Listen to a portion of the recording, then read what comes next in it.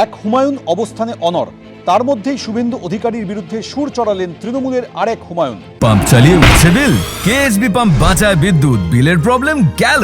বিদ্যুৎ সাশ্রয়কারী জার্মান টেকনোলজিতে তৈরি কেএসবি পাম্প, পয়সা বাঁচাও, টেনশন ভাগাও।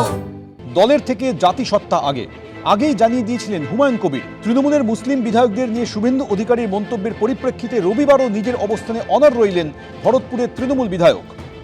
ভারতবর্ষের অন্যান্য রাজ্যে মুসলিমের সংখ্যা আর বাংলায় মুসলিমের সংখ্যা আধারে আধারে চলে গিয়েছে 36%, 36-37%। সেই লোককে তুমি চ্যালেঞ্জ করবা, সেই যে জেলায় 72% মুসলিম বসবাস করে সেই মুসলিমদের অ্যাটাক করে আবার এখানে রাতের অন্ধকারে এসে কার্তিক মহারাজের কাছে খানা খাবা আর মুসলিমদের বিরুদ্ধে ষড়যন্ত্রে লিপ্ত থাকবা, এটা তোমাকে আর হতে দেব না।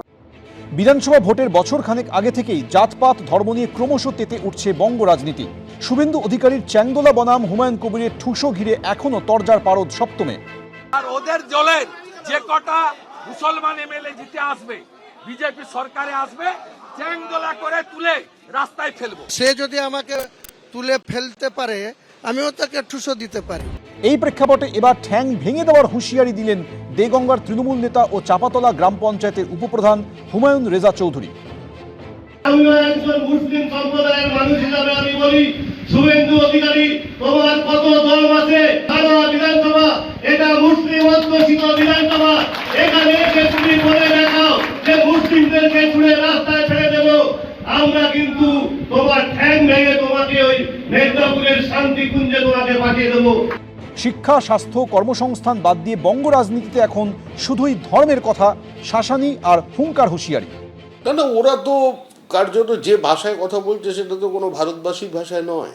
কোনো সুস্থ স্বাভাবিক মানুষ এই কথা বলতে পারে যে 72% আমরা আছি বলে আমরা বাদবাকি হিন্দুদের যে কোনো সময় কেটে ভাগীরথীতে ভাসিয়ে দেবো? হিন্দুদের কি ভেড়া মনে করছেন নাকি?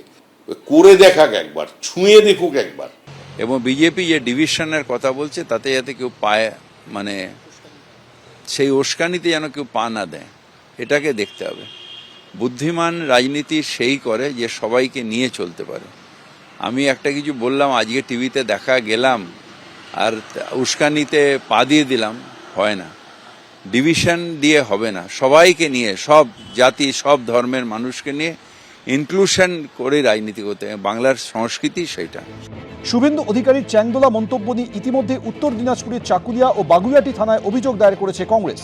13ই মার্চ আমাস্ট্রিট থানায় লিখিত অভিযোগ করেন কংগ্রেস নেতা সুমন রায়চৌধুরী, কিন্তু তার দাবি এ নিয়ে পুলিশ এখনো এফআইআর দায়ের করেনি। 13 তারিখে ব্যক্তিগত স্তরে বাংলার বিরোধী দলনেতা শুভেন্দু অধিকারীর বিরুদ্ধে আমি একটা এফআইআর এর আবেদন করে আমাস্ট্রিট থানায় ওসি আমাস্ট্রিটকে অ্যাড্রেস করে একটা চিঠি জমা করেছিলাম। আজকেও বোধহয় নবান্ন থেকে ওসি আমাস্ট্রিটের কাছে পারমিশন আসেনি যে তার বিরুদ্ধে কোনো অ্যাকশন নেওয়া হোক। এই হচ্ছে বাংলার মাননীয়া। উনি নিজেও চান মেরুকরণের রাজনীতি হলে ওনার ভোটে জিততে সুবিধা হবে। তা দিদি যদি বাঁচিয়ে রাখতে চান এই মেরুকরণ, দিদি যদি বাঁচিয়ে রাখতে চান যে শুভেন্দু অধিকারী এইসব কথা বলে যাবে আর আমি সংখ্যালঘুদের ভোটের ওপরে রাজত্ব করব, তো বেশি দিন চলবে না। অন্যদিকে শুভেন্দু অধিকারী ও হুমায়ুন কবিরের বিরুদ্ধে উস্কানিমূলক মন্তব্যের অভিযোগে সোনারপুর থানায় অভিযোগ দায়ের করেন সিপিএম নেতা ও আইনজীবী সায়ন বন্দ্যোপাধ্যায়। এদিন সন্ধ্যায় থানায় এ বিষয়ে তার সঙ্গে কথা বলে পুলিশ। পূর্ব পরিকল্পিত প্রিপ্ল্যান্ড ওয়েতে বিজেপি এবং তৃণমূল কংগ্রেস, শুভেন্দু অধিকারী এবং হুমায়ুন কবির, এনারা যেভাবে সাম্প্রদায়িক উত্তেজনা সৃষ্টি করছে, বিধানসভার সামনে থেকে যে মন্তব্য করেছেন তার যে পাল্টা মন্তব্য, গোটা সবটা মিলিয়ে যেভাবে শান্তি শৃঙ্খলা বিঘ্নিত হতে পারে এবং একটা কগনিজেবল অফেন্স, যে কোনো সময় দাঙ্গার মতো পরিস্থিতির সৃষ্টি হতে পারে। শুভেন্দু অধিকারী ও হুমায়ুন কবিরকে গ্রেফতারের দাবিতে রবিবার যদুবাবুর বাজার থেকে মিছিল করে দক্ষিণ কলকাতা জেলা কংগ্রেস। দায়ের করা হয় লিখিত অভিযোগ। রাজীব চৌধুরী, সমীরণ পাল, দীপক ঘোষ, এবিপি আনন্দ।